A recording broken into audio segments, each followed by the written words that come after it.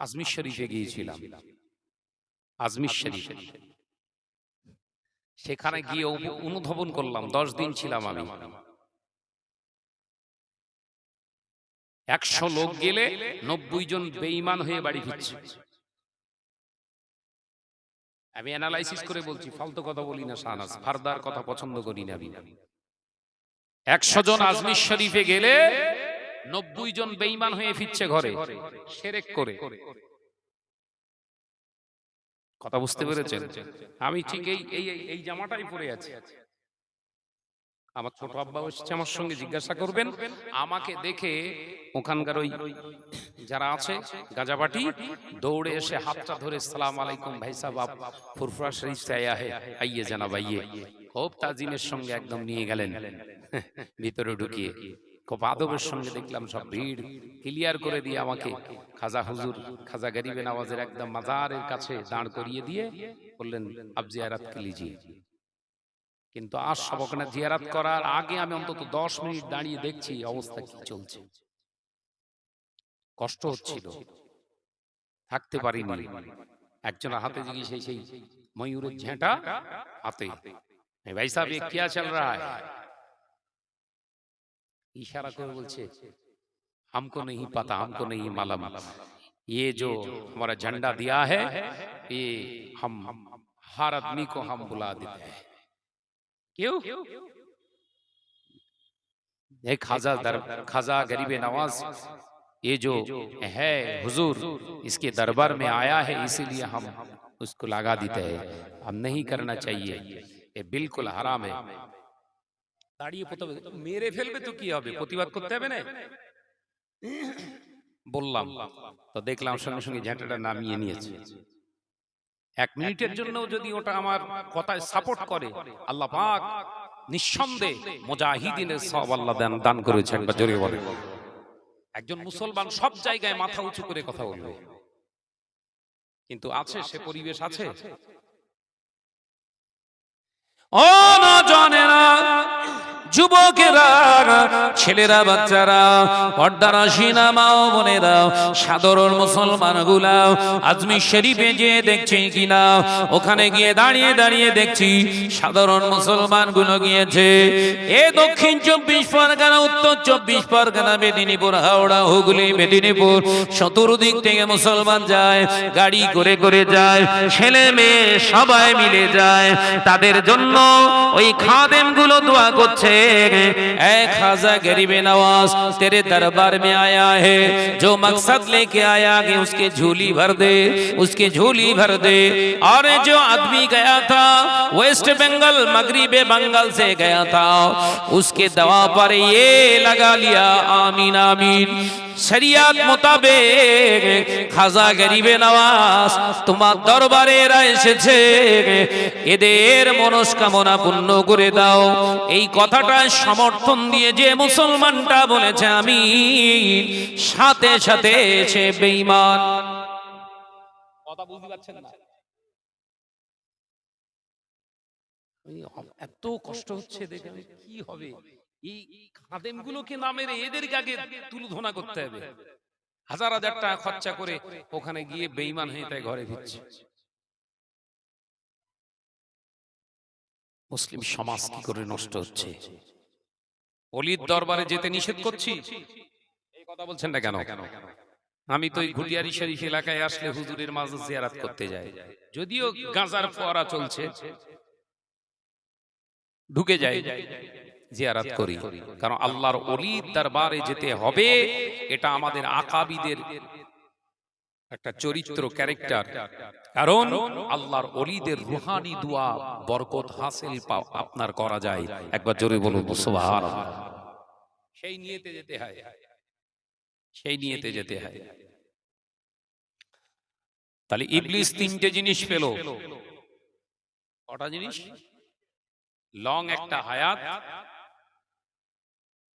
সমস্ত শিরা উপশিরায় গিয়ে রন্দে রন্দে যে ওয়াসওয়াসা দেওয়ার ক্ষমতা, আর 3য় নম্বর যখন যেটা মন চাইবে, যার রূপ ইচ্ছা চাইবে সে ধারণ করে ধোঁকা দেওয়া। কথা বুঝতে পারছেন না? কিন্তু পারবে না নবীর রূপ ধারণ করতে, কারণ নবী হলেন ওমা আরসালনাকা ইল্লা রাহমাতাল লিল আলামিন, তামাম কায়নাতের জন্য নবী হলেন রহমত। একবার জোরে বলেন, একবার জোরে হবে না? রহমত কখনো গজবে রূপান্তরিত হয় না, রহমতটাই থাকে।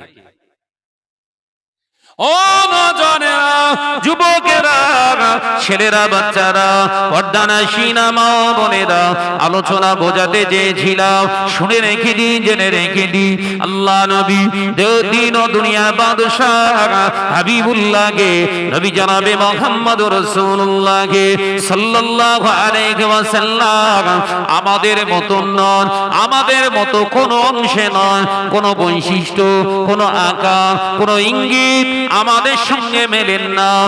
আমরা চেষ্টা করি তানার অনুসরণ করার। ওই জন্য আমাদের শিক্ষা নেওয়া দরকার।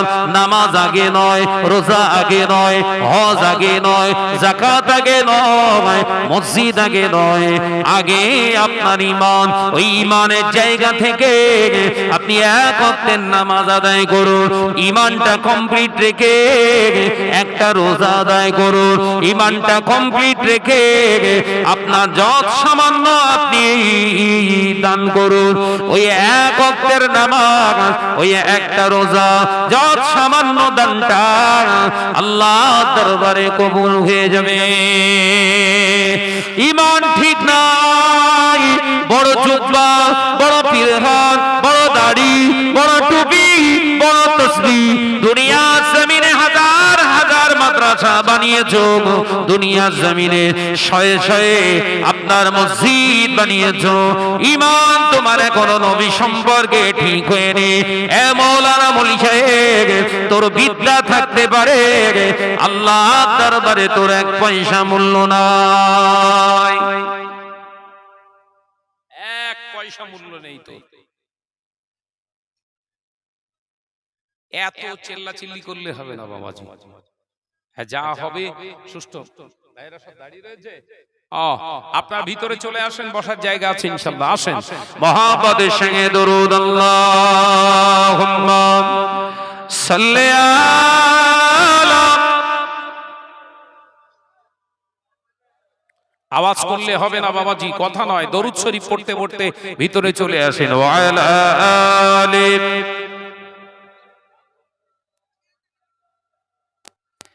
ডেকে লও রাসূলুল্লাহ রোজা পাকের কিনারে, আমি সইতে পারি না বিরহ ব্যথা, ধন্য করো দিদারে। একবার জোরে হবে না? আরেকটু জোরে হবে না? ডেকে লও রাসূলুল্লাহ রওজা পাকের কিনারে, আমি সইতে পারি না বিরহ ব্যথা, ধন্য করো দিদারে। আল্লাহুম্মা, জোরে জোরে পড়ি, সাল্লি আলা। মাশাআল্লাহ মাশাআল্লাহ, আরেকটু জোরে, ওয়া আলা আলি।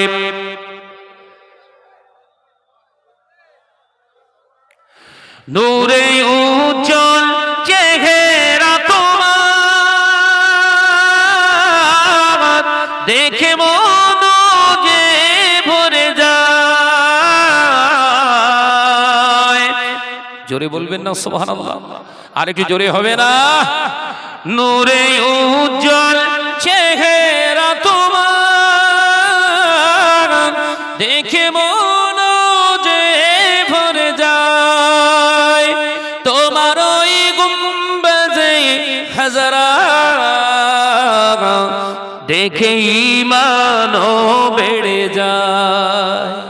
একবার জোরে হবে না? আরেকটু জোরে হবে না? নারে তাকবীর, নারে তাকবীর। ডেকে লও রাসূলুল্লাহ রওজা পাকের কিনারে আমি সইতে পারি না বিরহ ব্যথা ধন্য করো দিদারে আল্লাহুম্মা জোরে জোরে পড়ে সাল্লি আলা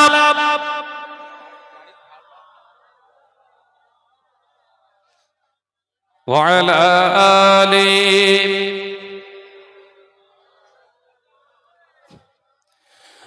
মদিনার ওই আকাশ মদিনার ওই বাতাস মদিনার ওই আকাশ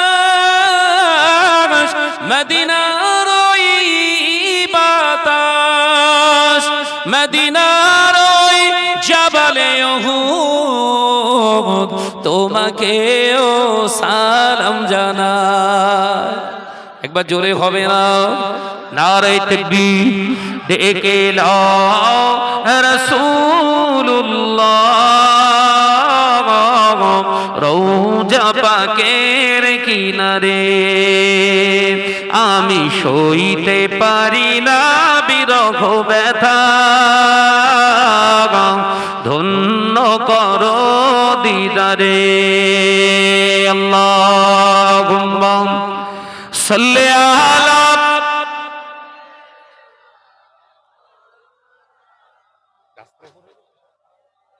ওয়া আলা আলি আমার সোনার চাঁদ মানিকেরা যারা গাড়ি নিয়ে এসেছেন যে ভাইদের গাড়ি আছে রাস্তায় আপনারা ঘাড় লক্ষ্য রেখেছেন গাড়িটা একটু আপনাদের একটু নামিয়ে দিতে হবে সরিয়ে দিতে হবে রাস্তাতে গাড়ি রেখেছেন যে সমস্ত ভাইরা গাড়িগুলো একটু সরাতে হবে সোনার মানিক কারণ মানুষ যাতায়াত করছে তাদের অসুবিধা হচ্ছে মানুষকে কষ্ট দেওয়া পথচারীদেরকে কষ্ট দেওয়া ঈমানের অঙ্গ নয় ঈমানের ক্ষতি আপনারা এই কাজগুলো করুন আমার নওজওয়ানেরা যুবকেরা ছেড়ে দিয়েছিলাম কোথায় তাহলে ইবলিস এখনো জিন্দা না মুর্দা জোরে বলেন ইবলিস ওয়াদা করেছিল আমার প্রয়োজন হলে আমি মাওলানা সাজতে পারি তার একটা উদাহরণ দেই বুঝতে পেরে যাবেন আজ থেকে 2 বছর প্রায় আগে বাংলাদেশের সাতক্ষীরা আমাদের উত্তর 24 পরগনার পরের জেলা হলো সাতক্ষীরা জেলা ওই সাতক্ষীরা জেলায় একজন ইমাম সাহেব মসজিদে ইমামতি করেছে 7 বছর ভালো সুন্নি আলেমদের কাছে ইমাম সাহেব ধরা পড়ে গিয়েছে স্বীকারোক্তি দিয়েছে আসলে আমি মুসলমান নয় আমি একজন হলাম ইহুদি আলোচনা মাথায় ঢুকছে না কত বছর আগের কথা বললাম 2 বছর আগে 7 বছর ইমামতি করেছে মিয়া মসজিদে ইমামের জায়গায় দাঁড়িয়ে আসলে কে ইহুদি আমার তো হালকা দাড়ি এক মুষ্টি দাড়ি আমার টেনশন নেই আমার ভাত তো আরো ফাঁকা মাঝে মাঝে বলি ইউরিয়া 60টার মারো যে আমার বাবাজিরা একটু মস্করা করলাম আমার নজনেরা যুবকেরা ছেলেরা বাচ্চারা তার দাড়ি তার লেবাস কেউ ধারণা করতে পারবে না সেই ইহুদি কিন্তু তার বক্তব্যে তার খুতবায় ফুটে উঠেছিল আলেমরা নামাজ পড়তে এসে ধরে ফেলেছিলেন রুক যাও তাকে একের পর ঈমানের উপরে যখন প্রশ্ন করা হয়েছিল অ্যানসার করতে পারেনি তখন সে স্বীকারোক্তি দিয়েছিল আসলে আমি একজন মুসলমান নই আমি একজন ইহুদি তাহলে শয়তান জিন্দা আছে ও প্রয়োজন হলে ইমামতির জায়গায় দাঁড়িয়ে ওই ইমামতি চালাবে কথা বুঝতে পারে না কিছু কিছু বক্তা বেরিয়েছে নবী সম্পর্কে তাদের এখনো ন্যূনতম ধারণা নেই ধারণা তাদের নেই নবী সম্পর্কে জ্ঞান নেই ঈমান নেই নবীরা সব ভিখারির বাচ্চা নাউজুবিল্লাহ বলেন নাউজুবিল্লাহ বলেন হ্যাঁ মানুষ মাত্রই ভুল হয় স্লিপ অফ টাং কথা বলতে বলতে আমি শাহনাজেরও ভুল হয় কিন্তু যখন সেই ভুল ত্রুটিটা আমার সামনে আসবে আমার কর্তব্য হলো সেটাকে উইথড্র করা স্যালেন্ডার হয়ে যাওয়া ভাই এটা আমার মিস্টেক হয়েছে আমি কথা বলতে গিয়ে হয়তো স্লিপ অফ টাং বেরিয়ে গেছে এইটা হচ্ছে উত্তম ব্যক্তির পরিচয় কিন্তু যখন আমার ভুল হওয়ার পরেও বাঁচার চেষ্টা করব সমাজের কাছে, তাই তো অন্যায় স্বীকার করব, নত স্বীকার করব। এটা কিরম লাগে, আমি অমুক সাহেব, গন্ডগোল হয়ে যাবে। নাজির সাহেব, তুমি তো মুফতি সাহেব, তুমি একটু ভালো করে ফতোয়াটা দাও। নাজির সাহেব আমার পাশের মানুষ, আমার একদম অন্তরঙ্গ, উনি বললেন না হুজুর আপনি নো টেনশন, চালিয়ে যান। রতনে রতন চেনে আর ঘত ঘতে চেনে কচু। আমি আর ওটা বললাম না, কারণ মা বোনরা রয়েছে তো, ওরা এক্ষুন আবার তওবা পড়বেন, বলবেন 7 দিন হুজুরির মুখী ফেরেশতা আসবে, ওদের ফতোয়া আছে। বাবাজি, ওরে কোরআন শরীফের ভিতরেই নাম আছে খিনজির। খিনজির মানে শুকর। প্রয়োজনে নাম নিতে হয়, প্রয়োজনে নাম নিতে হয়, জায়েজ। তবে সব সময় খিনজির খিনজির করে জিকির করবেন চলবে না। কথা বুঝতে পারছেন না নাকি? ভাইরা, আমার নওজওয়ানেরা, যুবকেরা, ছেলেরা, বাচ্চারা, পর্দানা শিনা মা ও বোনেরা, আমি আলোচনা বোঝাতে চেয়েছিলাম বড় একজন মুসল্লি যদি এই রকম দাবি করে নবী আমাদেরই মতো, নবী আমাদেরই মতো, তাকে পরিষ্কার আপনি তার সঙ্গে বিতর্ক করবেন না, তর্কে জড়াবেন না, এক চান্সে ধরে নেবেন সাহাবায়ে কেরামেরা জবান দিয়ে কখনো নবী আমাদের মতো বলেননি, বলেননি। অথচ এই মুসল্লি বলছে, তার মানে সাহাবায়ে কেরামদের থেকে বেশি বুঝদার। এই রকম মুসল্লিকে সালাম দেওয়া ও শরিয়াত অনুমোদন দেয় না। ও নামাজি, কিন্তু ওর জন্য সালাম আপনার জন্য জায়েজ। সাহাবায়ে কেরামরা জীবনে কোনোদিন ভাবেননি নবী আমাদের মতো। সুবহানাল্লাহ বলেন। কি আকীদা ছিল সাহাবায়ে কেরামদের। আমি বললাম না, আমার রাসূলুল্লাহর দেশে মন চাইলে পাগল হয়ে পালাই। আল্লাহ সেই সক্ষমতা দিয়েছে এবং তকদিরে আল্লাহ রেখেছে বলেই তো যাচ্ছি। গিয়ে যতই যায় নবীর দেশে ততই নতুন লাগে। একবার জোরে হবে না? পুরাতন না, মদিনা হচ্ছে নতুন। কাদের কাছে? মুমিনদের কাছে নতুন লাগে। আর বেঈমান, খাতকার, লাচার, এদের কাছে মদিনা পুরাতন, সব পুরাতন, ছাড় না, নতুন কিছু আনো। ওদের কাছে সিঙ্গাপুর ভালো। কথা বুঝতে পারছেন না নাকি? ওদের কাছে সিঙ্গাপুরটা ভালো, মুমিনের কাছে মদিনাটাই ভালো। কারণ মদিনা যদি ইয়াসরাব যদি মদিনা না হতো, আজকে আমাদের এই সম্মান আল্লাহ চরম উচ্চ শিখরে পৌঁছাতেন না। একবার জোরে বলুন, একবার জোরে হবে না? এই মদিনার ওসিলায় পেয়েছি, একবার জোরে বলুন না।